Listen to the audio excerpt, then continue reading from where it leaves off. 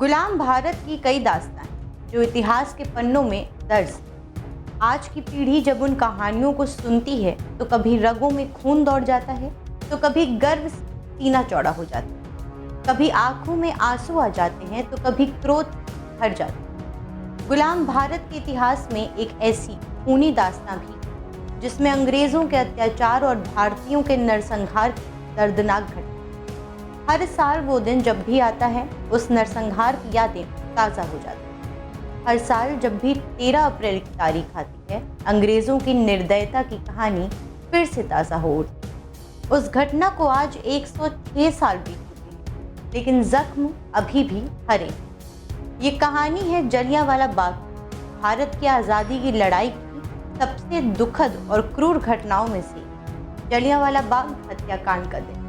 उस नरसंहार का दृश्य कैसा रहा होगा, इसकी कल्पना भी नहीं की जा सकती। उस घटना को कुछ शब्दों में समेटा नहीं जा सकता। हर भारतीय के लिए जलियांवाला बाग हत्याकांड बेहद दर्दनाक घटना, जिसमें खून की नदियां बह गईं, कुआं भारतीयों की लाशों से पट गए और मौत का वो मंजर हर किसी की रूह को चोटिल कर दिया। पंजाब के अमृतसर में जलियांवाला बाग नाम की एक जगह है। 13 अप्रैल 1919 के दिन इसी जगह पर अंग्रेजों ने कई भारतीयों पर गोलियां बरसाई। उस कांड में कई परिवार खत्म हुए। बच्चे, महिला, बूढ़े तक को अंग्रेजों ने नहीं छोड़ा। उन्हें बंद करके गोलियों से छलनी कर दी। दरअसल उस दिन जलियांवाला बाग में अंग्रेजों की दमनकारी नीति, रॉलेट एक्ट और सत्यपाल और सैफुद्दीन की गिरफ्तारी के खिलाफ एक सभा का आयोजन किया गया। हालांकि इस दौरान शहर में कर्फ्यू लगा हुआ था, लेकिन कर्फ्यू के बीच हजारों लोग सभा में शामिल होने पड़े। कुछ लोग ऐसे भी थे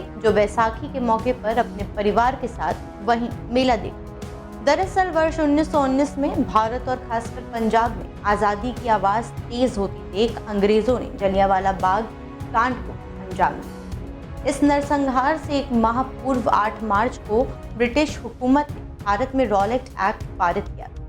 रॉलेट एक्ट के तहत ब्रिटिश सरकार भारतीयों की आवाज़ दबाने की कोशिश की। इसके जरिए ब्रिटिश सरकार को भारतीयों को बिना मुकदमा चलाए 2 साल तक जेल में बंद करने का अधिकार मिल गया था। इस कानून के तहत अपराधी को उसके खिलाफ मुकदमा दर्ज करने वाले का नाम जानने का अधिकार भी समाप्त कर दिया। राजद्रोह के मुकदमे की सुनवाई के लिए एक अलग न्यायालय स्थापित किया गया था, जिसमें जजों को बिना जूरी की सहायता से सुनवाई करने का अधिकार प्राप्त हो।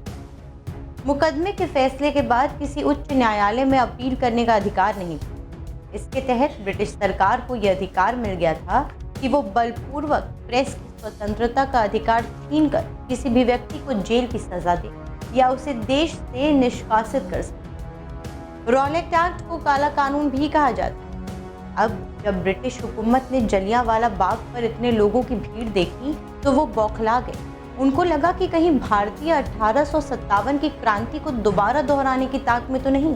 ऐसी नौबत आने से पहले ही वो भारतीयों की आवाज़ को चलना चाहते थे। और उस दिन अंग्रेज़ों ने क्रूरता सारी हदें पार की। सभा में शामिल नेता जब भाषण दे रहे थे तब ब्रिगेडियर जनरल रेजिनॉल्ड डायर वहां पहुंचे। कहा जाता है कि इस दौरान वहां 5000 लोग पहुंचे थे। वहीं जनरल डायर ने अपने 90 ब्रिटिश सैनिकों के साथ बाग को घेर लिया। उन्होंने वहां मौजूद लोगों को चेतावनी दिए बिना ही गोलियां चलानी शुरू कर दी। ब्रिटिश सैनिकों ने महज 10 मिनट में कुल 1650 राउंड गोलियां चलाई। इस दौरान जलियांवाला बाग में मौजूद लोग उस मैदान से बाहर नहीं निकल सकते थे, क्योंकि बाग के चारों तरफ मकान बने थे। बाहर निकलने के लिए बस एक सकरा रास्ता, भागने का कोई रास्ता ना होने के कारण लोग वहां फंस गए। अंग्रेजों की गोलियों से बचने के लिए लोग वहां स्थित एकमात्र कुएं में कूद गए। कुछ देर में कुआं भी लाशों से भर। जलियांवाला बाग में शहीद होने वालों का सही आंकड़ा आज भी पता नहीं चल सका, लेकिन डिप्टी कमिश्नर कार्यालय में 484 शहीदों की सूची, तो जलियांवाला बाग में 388 शहीदों की लिस्ट है। ब्रिटिश सरकार के दस्तावेजों में 379 लोगों की मौत और 200 लोगों के घायल होने का दावा किया गया।